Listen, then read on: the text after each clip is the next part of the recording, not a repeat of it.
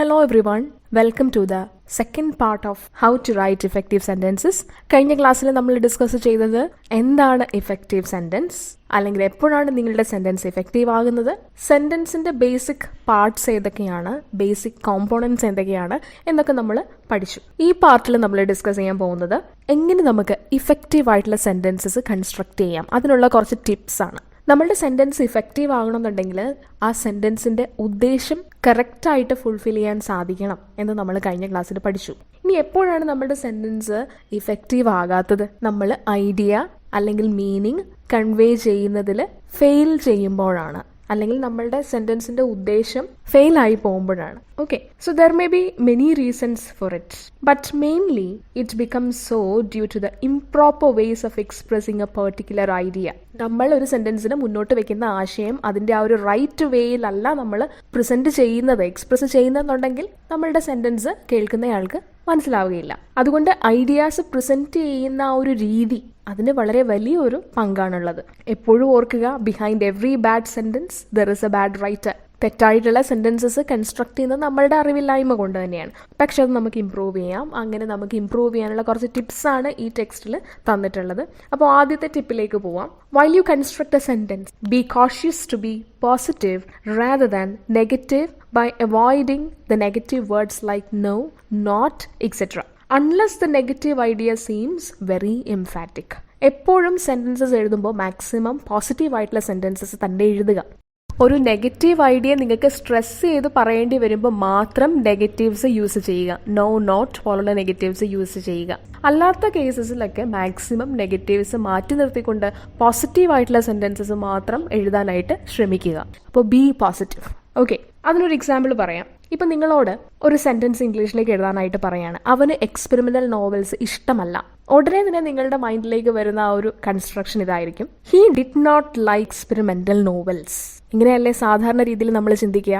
അതിൽ തെറ്റില്ല. പക്ഷേ ഹി ഡിഡ് നോട്ട് ലൈക്ക് എന്ന് ആദ്യമേ തന്നെ പറയുമ്പോഴേ അതൊരു നെഗറ്റീവ് ആയിട്ടുള്ള ഒരു സെന്റൻസ് ആയിട്ട് മാറി. പക്ഷേ ആ സെന്റൻസ് കുറെ കൂടെ ഇഫക്റ്റീവ് ആക്കാം, അല്ലെങ്കിൽ കേൾക്കുന്നയാൾക്ക് കുറച്ചും കൂടെ അപ്പീലിംഗ് ആക്കി മാറ്റാം. നമുക്ക് ആ ഒരു നെഗറ്റീവിന് ഒരു പോസിറ്റീവ് സെൻസ് കൊടുക്കാം. ഈ ഡോണ്ട് ലൈക്ക് എന്നുള്ളതിന് ഒരു വൺ വേർഡ് സബ്സ്റ്റിറ്റ്യൂട്ട് നമുക്ക് കൊടുക്കാം. അതായത് ലൈക്കിന്റെ ഓപ്പോസിറ്റ് എന്താണെന്ന് ആലോചിക്കുക. ലൈക്കിന്റെ ഓപ്പോസിറ്റ് ഡിസ്ലൈക്ക് ആണ്. അപ്പോൾ നേരെ ആ ഡിസ്ലൈക്ക് വെച്ച് ആ ഡിഡ് നോട്ട് ലൈക്ക് എന്നുള്ള ഫ്രേസിനെ അങ്ങ് സബ്സ്റ്റിറ്റ്യൂട്ട് ചെയ്യുക. അപ്പോൾ നമുക്ക് എങ്ങനെ കിട്ടും? He disliked experimental novels.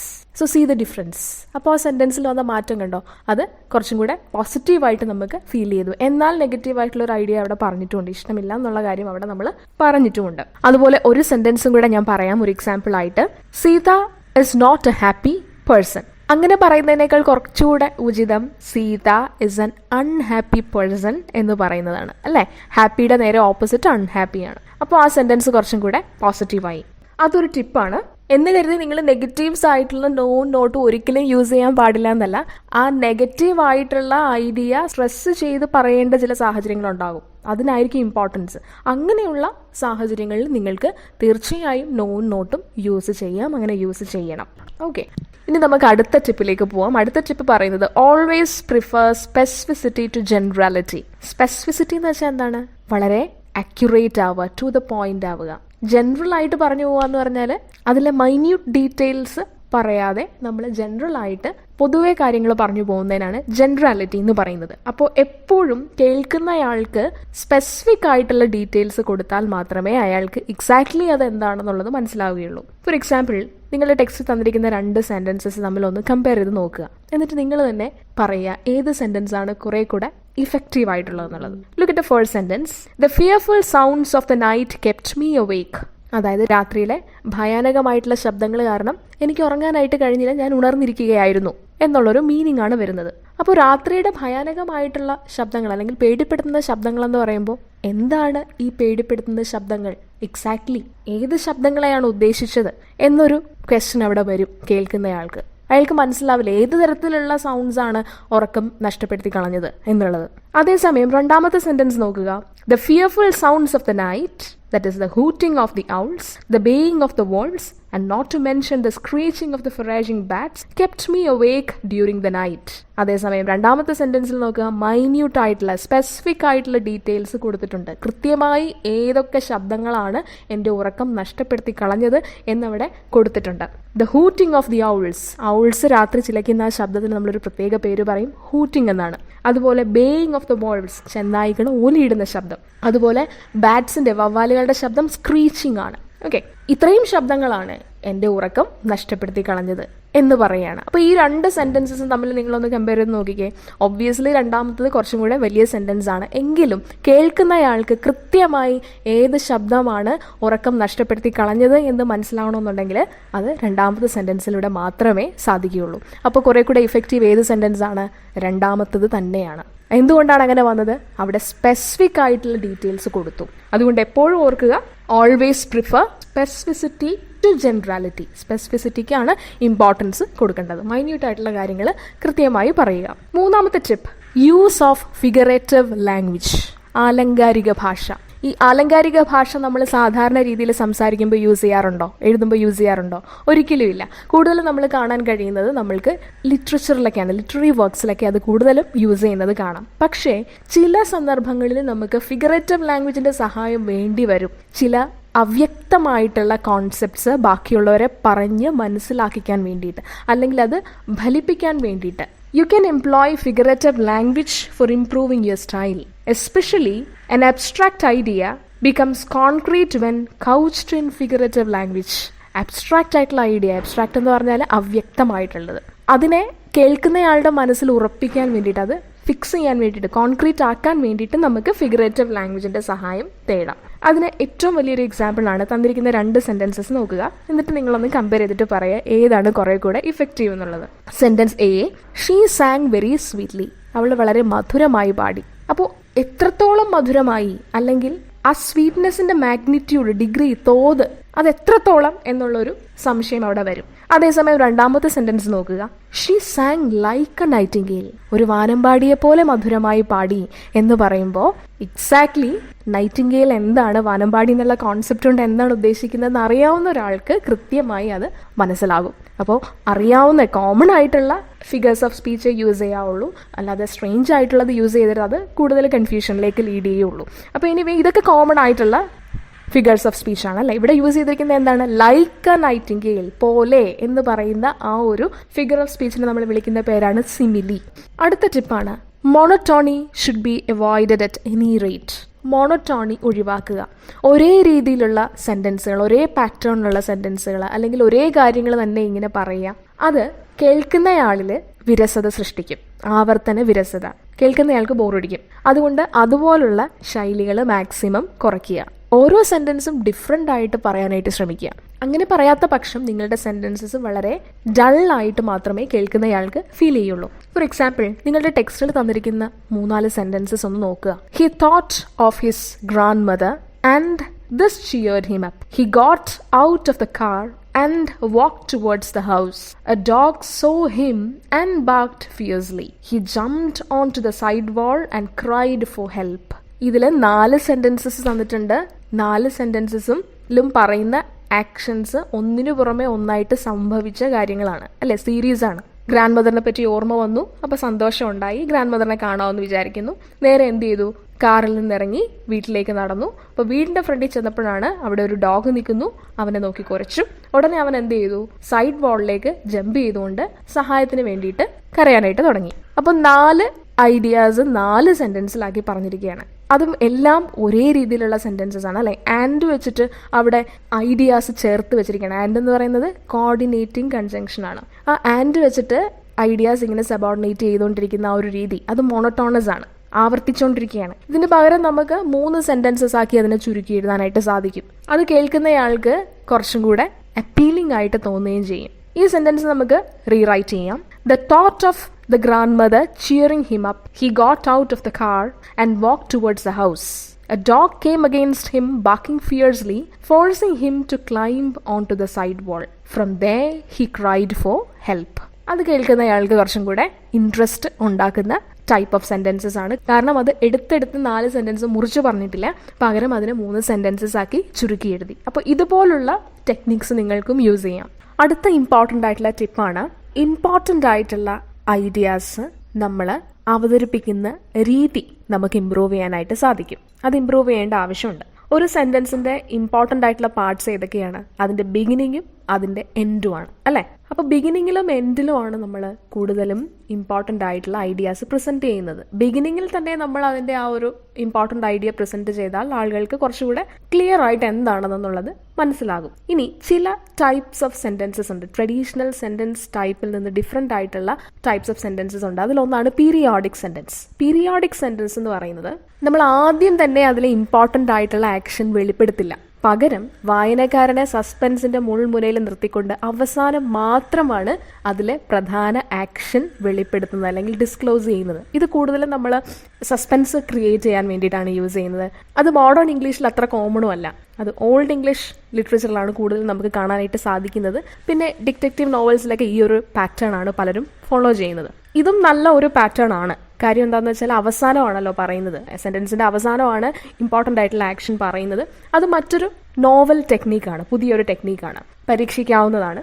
എങ്കിലും നമ്മൾ അത് സാധാരണ രീതിയിൽ യൂസ് ചെയ്യുന്നത് വളരെ കുറവാണ്. ഓക്കെ, അപ്പോൾ ഇതിൻ്റെ ഒരു ജുഡീഷ്യസ് യൂസ്, ഒരു വൈസായിട്ടുള്ള യൂസ് പലപ്പോഴും നമ്മളുടെ സ്റ്റൈൽ ഇമ്പ്രൂവ് ചെയ്യാനായിട്ട് അല്ലെങ്കിൽ നമ്മുടെ സെൻറ്റൻസസ് കുറേ കൂടെ ഇഫക്റ്റീവ് ആക്കാനായിട്ട് സഹായിക്കാറുണ്ട്. പക്ഷേ എങ്കിലും എപ്പോഴും ശ്രദ്ധിക്കുക, relatively less important ideas may be relegated to the middle of the sentence. എപ്പോഴും ഇമ്പോർട്ടൻ്റ് ആയിട്ടുള്ള ഐഡിയാസ് ബിഗിനിങ്ങിലും അല്ലെങ്കിൽ എൻഡിലുമാണ് പ്രസൻറ്റ് ചെയ്യുന്നത്.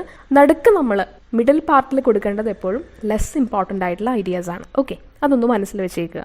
ഇനി പീരിയോഡിക് സെൻറ്റൻസിൻ്റെ ഒരു എക്സാമ്പിൾ പറയാം.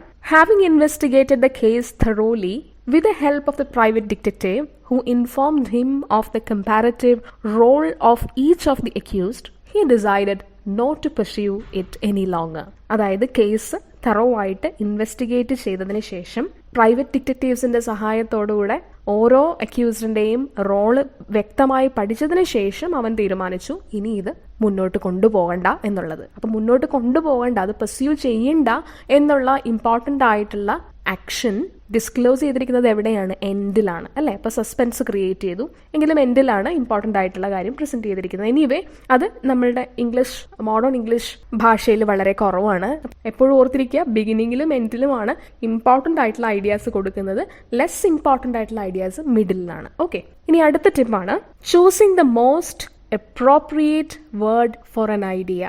നിങ്ങൾ കൺവേ ചെയ്യാൻ ആഗ്രഹിക്കുന്ന ഐഡിയയ്ക്ക് ഏറ്റവും അനുയോജ്യമായിട്ടുള്ളത് ആ വാക്ക് മാത്രം യൂസ് ചെയ്യുക. അത് വലിയ ഡിഫറൻസ് ആണ് ഉണ്ടാക്കുക.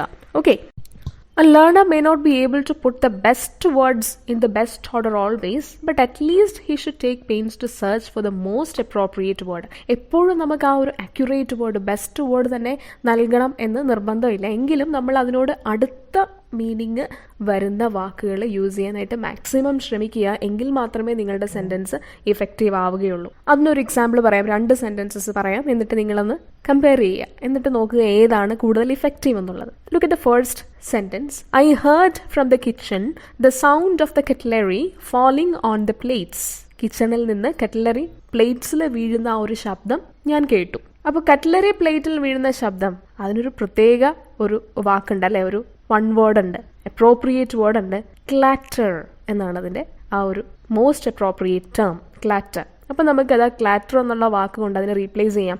I heard the clatter of the cutlery falling on the plates. ആ ശബ്ദം എന്നുള്ളത് മാറ്റിയിട്ട് ക്ലാറ്റർ എന്ന് പറയുമ്പോൾ നമുക്കറിയാം it is a particular sound which is equivalent to objects falling or striking each other.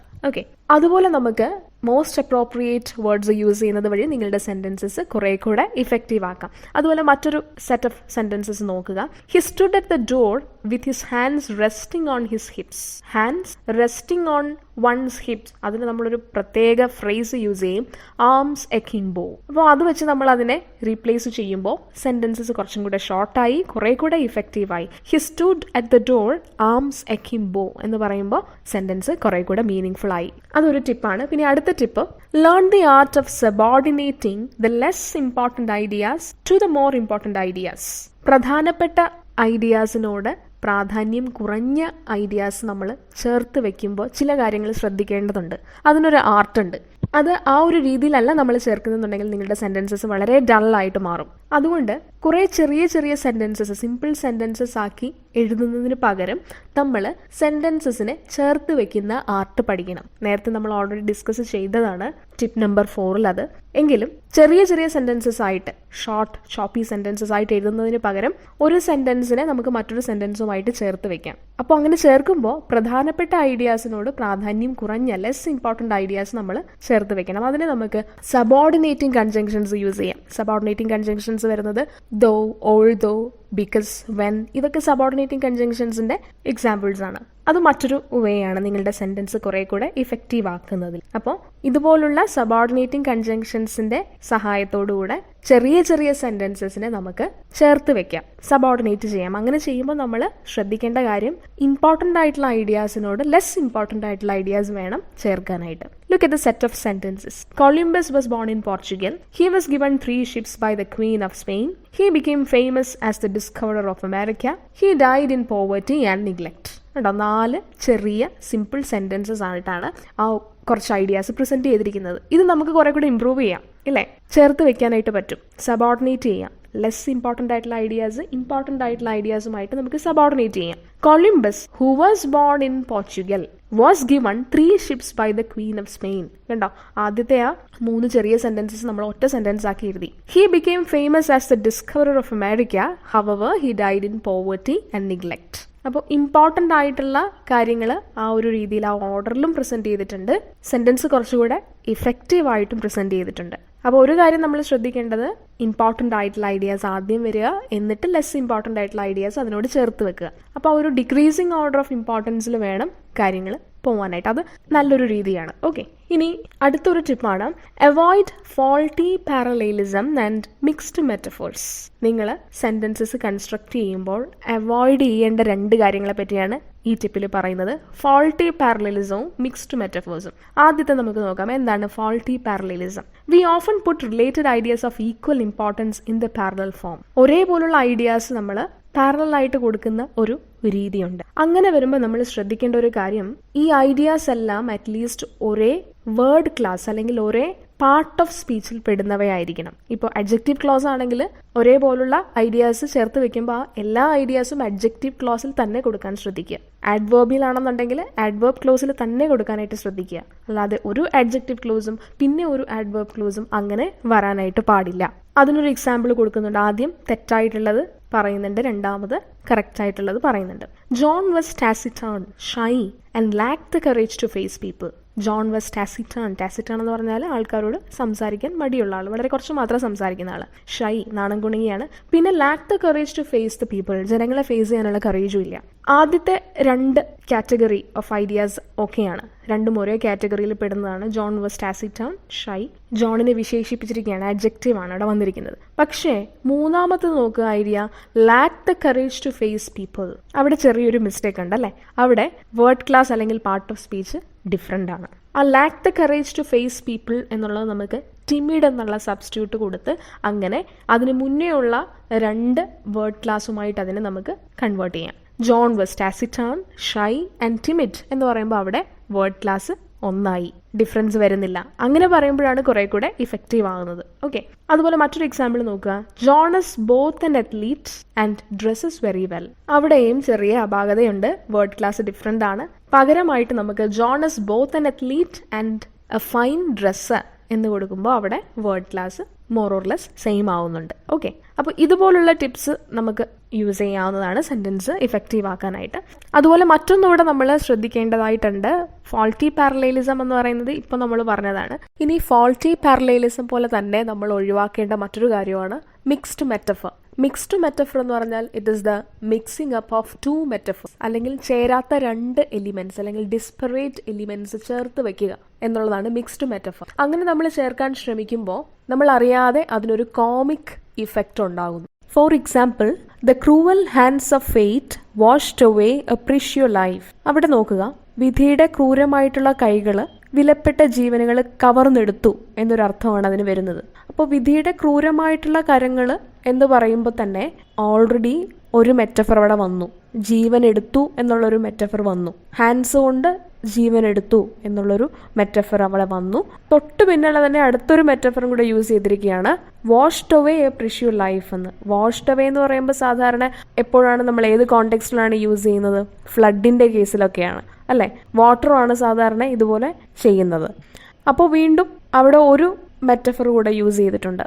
എന്നാൽ ഉദ്ദേശിച്ചിരിക്കുന്ന ഒറ്റ കാര്യമാണ് കൺവേ ചെയ്യാൻ വേണ്ടിയിട്ടാണ് ഈ രണ്ട് മെറ്റഫർ മിക്സ് ചെയ്തിരിക്കുന്നത്. അങ്ങനെ രണ്ട് മെറ്റഫർ അവിടെ യൂസ് ചെയ്യേണ്ട കാര്യമില്ല, പകരം ഏതെങ്കിലും ഒന്ന് മാത്രം അവിടെ യൂസ് ചെയ്താലും മതി. രണ്ടും കൂടെ യൂസ് ചെയ്യുമ്പോൾ ഒരു കോമിക് ഇഫക്റ്റാണ് ഉണ്ടാവുക.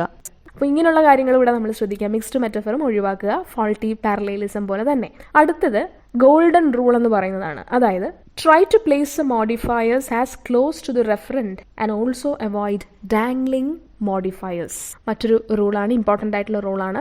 നമ്മൾ മോഡിഫയേഴ്സ് ചേർക്കുമ്പോൾ റെഫറൻറ്റിൻ്റെ എത്രത്തോളം അടുത്ത് അതിനെ വെക്കാമോ അത്രത്തോളം അടുത്ത് വെക്കുക. അങ്ങനെ ചെയ്താൽ നിങ്ങളുടെ സെൻറ്റൻസസ് ഇഫക്റ്റീവ് ആകും. എന്താണ് മോഡിഫയർ എന്നുള്ളത് നമ്മൾ പഠിച്ചു. മോഡിഫയർ എന്ന് പറഞ്ഞാൽ ഒരു വേർഡ് ആകാം, ഫ്രേസ് ആകാം, അത് മറ്റ് വാക്കുകളെ മോഡിഫൈ ചെയ്യുന്നതാണ്, അല്ലെങ്കിൽ മാറ്റങ്ങൾ വരുത്താൻ വേണ്ടി നമ്മൾ ആഡ് ചെയ്ത് കൊടുക്കുന്നതാണ് മോഡിഫയർ. അങ്ങനെ ആ മോഡിഫയർ ഏത് വാക്കിനെയാണോ മോഡിഫൈ ചെയ്യുന്നത് ആ വാക്കിനെയാണ് നമ്മൾ അതിൻ്റെ റെഫറൻറ്റ് എന്ന് പറയുന്നത്. അതുകൊണ്ട് ഏത് വാക്കിനെയാണോ ആ മോഡിഫയർ മോഡിഫൈ ചെയ്യുന്നത് അതിൻ്റെ എത്രത്തോളം അടുത്ത് വെക്കാമോ അത്രത്തോളം അടുത്ത് വെക്കുക. അപ്പോൾ കുറേ കൂടെ മീനിങ് എക്സ്പ്ലിസിറ്റ് ആകും. ഓക്കെ. അതുപോലെ തന്നെ ഡാംഗ്ലിംഗ് മോഡിഫയേഴ്സ് മാക്സിമം ഒഴിവാക്കുക. ഡാംഗ്ലിംഗ് മോഡിഫയർ എന്ന് പറഞ്ഞാൽ ലോജിക്കലി ക്ലിയർ അല്ലാത്തത്, വ്യക്തത ഇല്ലാത്തത് എന്നുള്ള അർത്ഥമാണ്. അതിനൊരു എക്സാമ്പിൾ പറയാം. ഡാംഗ്ലിംഗ് മോഡിഫയറിൻ്റെ എക്സാമ്പിൾ നിങ്ങളുടെ ടെക്സ്റ്റിൽ കൊടുത്തിരിക്കുന്നതാണ്. After waiting for half an hour the train arrived. അപ്പോൾ അരമണിക്കൂർ വെയിറ്റ് ചെയ്തതിന് ശേഷം ട്രെയിൻ വന്നു. ആര് അരമണിക്കൂറിന് വെയിറ്റ് ചെയ്തതിന് ശേഷം എന്നുള്ളൊരു ചോദ്യം അവിടെ വരും. അവിടെ വ്യക്തമല്ല, ലോജിക്കലി ആ സെൻറ്റൻസ് കറക്റ്റ് അല്ല അല്ലേ? അപ്പോൾ after we had waited for half an hour the train arrived എന്ന് പറഞ്ഞാൽ അവിടെ വ്യക്തമായി ആരാണ് വെയിറ്റ് ചെയ്തതെന്നുള്ളത്. അപ്പോൾ അതുകൊണ്ട് ഇതുപോലുള്ള ഡാംഗ്ലിംഗ് മോഡിഫയേഴ്സ് മാക്സിമം അവോയ്ഡ് ചെയ്യുക. ഇത്രയാണ് ഇമ്പോർട്ടൻ്റ് ആയിട്ടുള്ള ടിപ്സ് വരുന്നത്. പിന്നെ കുറച്ച് മറ്റു കാര്യങ്ങളോട് നമ്മൾ ശ്രദ്ധിക്കേണ്ടതുണ്ട്, അത് പെട്ടെന്നൊന്ന് പറയാം. മാക്സിമം നമ്മൾ പാസീവ് വോയിസ് യൂസ് ചെയ്യാതിരിക്കുക. ഒരു സെൻറ്റൻസ് നമുക്ക് ഒരാളോട് പറയണമെന്നുണ്ടെങ്കിൽ വളച്ച് കെട്ടി നമ്മൾ പാസീവ് വോയിസിൽ പറയാതെ മാക്സിമം ആക്റ്റീവ് വോയിസിൽ പറയാം. ആക്റ്റീവ് വോയിസിൻ്റെ പാറ്റേൺ നമുക്കറിയാം, സബ്ജക്റ്റ് വേർബ് ഒബ്ജക്റ്റ് ആണ്. പാസീവ് വോയിസിൻ്റെ വരുമ്പോഴോ ഒബ്ജക്റ്റ് വേർബ് സബ്ജക്റ്റ് ആവും. നേരെ റിവേഴ്സലാണ് അവിടെ വരുന്നത്. അപ്പോൾ അത്യാവശ്യമെങ്കിൽ മാത്രമേ നമ്മൾ പാസീവ് വോയിസിൽ പറയാൻ ശ്രമിക്കാവുള്ളൂ, അല്ലെങ്കിൽ കൂടുതലും നമ്മൾ ആക്റ്റീവ് വോയിസ് തന്നെ യൂസ് ചെയ്യുക. ഇനി അടുത്തൊരു ടിപ്പാണ്, അവോയ്ഡ് സ്ലാങ്ങി ആൻഡ് ഇൻഫോർമൽ എക്സ്പ്രഷൻസ്. സ്ലാങ്ങി ആയിട്ടുള്ള എക്സ്പ്രഷൻസ് അല്ലെങ്കിൽ ഇൻഫോർമൽ ആയിട്ടുള്ള എക്സ്പ്രഷൻസ് കഴിവതും ഒഴിവാക്കുക. ഫോർ എക്സാമ്പിൾ, ഹി ഡൈഡ് എന്ന് പറയുന്നതിന് പകരം ഹി കിക്ക്ഡ് ദ ബക്കറ്റ് എന്ന് നമ്മളൊരു ഫോർമൽ ആയിട്ടുള്ള ഒരു സാഹചര്യത്തിൽ പറയുന്നത് അത്ര ശരിയാവില്ല. ഇൻഫോർമൽ ആയിട്ട് പറയുമ്പോൾ ഓക്കെയാണ് ഹി കിക്ക് ദ ബക്കറ്റ്. അത് ഒഫെൻസീവ് ആയിട്ടുള്ളൊരു കാര്യത്തെ ലെസ് ഒഫെൻസീവ് ആക്കി പ്രസന്റ് ചെയ്യാൻ ശ്രമിച്ചതാണ്. അതിന് നമ്മൾ യൂഫമിസം എന്നും പറയും. പക്ഷേ അത് യൂസ് ചെയ്യേണ്ട സിറ്റുവേഷൻ നമ്മൾ നോക്കുക. ഫോർമൽ സിറ്റുവേഷൻ ആണെന്നുണ്ടെങ്കിൽ ഒരിക്കലും സ്ലാങ്ങി ടേംസ് യൂസ് ചെയ്യരുത്, അല്ലെങ്കിൽ ഇൻഫോർമൽ ആയിട്ടുള്ള യൂസേജസ് മാക്സിമം നമ്മൾ യൂസ് ചെയ്യരുത്. ഓക്കെ. അടുത്തൊരു ടിപ്പാണ്, choose a style that is appropriate to the occasion. തന്നിരിക്കുന്ന ഒക്കേഷന് എപ്പോഴും ചേർന്ന സ്റ്റൈല് മാത്രം യൂസ് ചെയ്യാനായിട്ട് ശ്രമിക്കുക. അതുപോലെ ഫിഗേഴ്സ് ഓഫ് സ്പീച്ച് നമ്മൾ നേരത്തെ ഡിസ്കസ് ചെയ്തു. അതിൽ നമ്മൾ സിമിലി മാത്രമാണ് നമ്മൾ ഡിസ്കസ് ചെയ്തതെങ്കിലും കുറച്ചും കൂടെ ഫിഗേഴ്സ് ഓഫ് സ്പീച്ചിൽ നോളജ് ഉള്ളത് നിങ്ങളുടെ സ്പീച്ചിനെ അല്ലെങ്കിൽ നിങ്ങളുടെ സെൻറ്റൻസിനെ ഇഫക്റ്റീവ് ആക്കാൻ സഹായിക്കും. പ്രത്യേകിച്ചും ആൻറ്റിതീസിസ്, ക്ലൈമാക്സ്, ട്രാൻസ്ഫേർഡ് എപ്പിത്തറ്റ് പോലുള്ള ഫിഗേഴ്സ് ഓഫ് സ്പീച്ച്. ആൻറ്റിതീസിസ് എന്ന് പറഞ്ഞാൽ ഒരു കാര്യത്തിൻ്റെ നേരെ opposite. For example, classic example ആണ് ആൻറ്റിതീസിസിൻ്റെ മാൻ പ്രൊപ്പോസസ് ഗോഡ് ഡിസ്പോസസ്. മനുഷ്യൻ തീരുമാനിക്കുന്നു, ദൈവം അത് ഫോയിൽ ചെയ്യുന്നു എന്നുള്ളൊരർത്ഥം, ഡിസ്ട്രോയ് ചെയ്യുന്നു എന്നുള്ളൊരർത്ഥം. അത് ഓപ്പോസിറ്റ്സ് ആണ് വന്നിരിക്കുന്നത്. അപ്പോൾ ആൻറ്റിതീസിസ് എന്ന് പറയുന്നത് ആ ഒരു ഫിഗർ ഓഫ് സ്പീച്ചിനെയാണ്. അത് കുറെ കൂടെ കേൾക്കുന്നയാൾക്ക് ആ ഒരു കറക്റ്റ് ആ ഓപ്പോസിഷൻ മനസ്സിലാകും. പിന്നെ ക്ലൈമാക്സ് എന്ന് പറയുന്നത് ലെസ് ഇമ്പോർട്ടൻ്റ് ആയിട്ടുള്ള ഐഡിയാസ് ആദ്യം പറയുക, എന്നിട്ട് കുറച്ചുകൂടെ ഇമ്പോർട്ടൻ്റ് ആയിട്ടുള്ള അത് കഴിഞ്ഞ് പറയുക, ഏറ്റവും ഇമ്പോർട്ടൻ്റ് ആയിട്ടുള്ളത് അവസാനം പറയുക. നേരത്തെ നമ്മൾ പറഞ്ഞ ആ ഒരു പീരിയോഡിക് സെൻറ്റൻസ് ഒക്കെ പോലുള്ള അതിനോട് സിമിലർ ആയിട്ടുള്ള ഒരു രീതിയാണ് ക്ലൈമാക്സ്. അവിടെ ഐഡിയാസ്, വേർഡ്സ്, ഫ്രേസസ്, ക്ലോസ് ഒക്കെ അറേഞ്ച് ചെയ്തിരിക്കുന്നത് ആ ഇൻക്രീസിങ് ഓർഡർ ഓഫ് ഇമ്പോർട്ടൻസിലാണ്. പിന്നെ ട്രാൻസ്ഫർ എപ്പിത്തറ്റ് എന്ന് പറയുന്നതിന് ഒരു അഡ്ജക്റ്റീവാണ്. അപ്പോൾ ഒരു വസ്തുവിനെ വിശേഷിപ്പിക്കാൻ യൂസ് ചെയ്യുന്ന ഒരു അഡ്ജക്റ്റീവ് മറ്റൊരു വസ്തുവിന് ട്രാൻസ്ഫർ ചെയ്ത് കൊടുക്കുന്നതിനാണ് ട്രാൻസ്ഫേർഡ് എപ്പിത്തറ്റ് എന്ന് പറയുന്നത്. ഒരു ക്ലാസിക് എക്സാമ്പിൾ ഞാൻ പറയാം. ദ പ്ലോമാൻ, ഉഴവുകാരൻ. ഓക്കെ. പ്ലോഡ്, നടന്നു. His weary way. വിയറി എന്ന് പറഞ്ഞാൽ ടയേർഡ് വേ. ഓക്കെ, ആ വിയറി വേ എന്നുള്ള എക്സ്പ്രഷൻ നിങ്ങളൊന്ന് നോക്കിക്കേ. ടയേർഡ് ആയിട്ടുള്ള വഴി അല്ലേ? ആക്ച്വലി അവിടെ ടയേർഡ് ആയിരിക്കുന്നത് ആരാണ്? വഴിയാണോ അതോ ഈ ഫാമർ ആണോ, പീസൻ്റ് ആണോ? നമുക്കറിയാം ഒരു ദിവസത്തെ ജോലി മുഴുവൻ കഴിഞ്ഞ് വരുന്ന അയാൾ തന്നെയാണ് ക്ഷീണിതനായിട്ടുള്ളത്, അല്ലാതെ വഴി ഒരിക്കലും ക്ഷീണിക്കുന്നില്ല. എങ്കിലും അവിടെ പോയറ്റിക് ഇമ്പാക്റ്റിന് വേണ്ടിയിട്ട് ആ പ്ലോമാൻ്റെ അല്ലെങ്കിൽ ആ ഫാമറിൻ്റെ ഒരു വിശേഷണം അത് മറ്റൊരു ഒബ്ജക്റ്റിന് ട്രാൻസ്ഫർ ചെയ്തിരിക്കുകയാണ്. വഴി, ദ വേ, അതിന് ട്രാൻസ്ഫർ ചെയ്ത് കൊടുത്തപ്പോൾ ഇറ്റ് ബിക്കെയിം വിയറി വേ. ഇതുപോലുള്ള ടെക്നിക്സിനെയാണ് നമ്മൾ ട്രാൻസ്ഫേർഡ് എപ്പിത്തറ്റ് എന്ന് പറയുന്നത്. ഇതൊക്കെ നമുക്ക് യൂസ് ചെയ്യാം. അതുപോലെ മെറ്റഫർ ഉണ്ട്. My love is like A red red rose എന്ന് പറഞ്ഞാൽ എൻ്റെ പ്രണയം ഒരു ചുവന്ന റോസാപുഷ്പം പോലെയാണ്. ഉപമ, സിമിലിയാണ് അവിടെ വന്നിരിക്കുന്നത്. നേരത്തെ നമ്മൾ നൈറ്റിംഗേലിൻ്റെ കാര്യം പറഞ്ഞതുപോലെ. പക്ഷേ my love is A red red rose എന്ന് പറഞ്ഞാൽ എൻ്റെ പ്രണയം ഒരു റോസാപുഷ്പമാണ്, റോസാപുഷ്പം തന്നെയാണ് എന്ന് പറയുന്നത് എന്താണ്? മെറ്റഫറാണ്. ഒന്ന് മറ്റൊന്നാണെന്ന് പറയുന്നത് മെറ്റഫറും ഒന്ന് മറ്റൊന്നിനെ പോലെയാണ് എന്ന് പറയുന്നത് സിമിലി അല്ലെങ്കിൽ ഉപമയുമാണ്. ഓക്കെ, ഇതുപോലുള്ള ഫിഗേഴ്സ് ഓഫ് സ്പീച്ചിനെ പറ്റി ഒരു ചെറിയ നോളജ് ഉണ്ടായിരിക്കുന്നത് എപ്പോഴും നല്ലതാണ്. അതുപോലെ മറ്റൊരു കാര്യം ശ്രദ്ധിക്കേണ്ടത്, do not modify the idea to accommodate the words you like. അപ്പോൾ നിങ്ങൾക്ക് കുറച്ച് സ്റ്റോക്ക് വേർഡ്സ് ഉണ്ടാവും, നിങ്ങൾക്ക് കുറച്ച് വേർഡ്സ് അറിയാൻ പറ്റും. അപ്പോൾ ആ വേർഡ്സ് എങ്ങനെയെങ്കിലും നിങ്ങൾക്ക് നിങ്ങളുടെ സ്പീച്ചിൽ കൊണ്ടുവരാൻ വേണ്ടിയിട്ട് ഒരിക്കലും ആശയത്തിൽ മാറ്റം വരുത്തരുത്. ആശയത്തിൽ മാറ്റം വരുത്തി നിങ്ങൾക്കറിയാവുന്ന വാക്കുകൾ അതിലേക്ക് ഇൻസേർട്ട് ചെയ്യരുത്. അതുകൊണ്ട് ഒക്കേഷൻ ഏതാണെന്ന് മനസ്സിലാക്കി മാത്രം വാക്കുകൾ ചൂസ് ചെയ്യുക. അപ്പോൾ ഇത്രയാണ് നമ്മൾ ഒരു ഇഫക്റ്റീവ് സെൻറ്റൻസ് എങ്ങനെ എഴുതാമെന്നുള്ളതിനുള്ള ടിപ്സ്. ഇത്രയും കാര്യങ്ങൾ ശ്രദ്ധിച്ചു കഴിഞ്ഞാൽ ഏറെക്കുറെ നിങ്ങൾക്ക് മീനിങ് ഫുൾ ആയിട്ടുള്ള സെൻറ്റൻസസ് ക്രിയേറ്റ് ചെയ്യാനായിട്ട് സാധിക്കും. Okay, so that is all about the first chapter.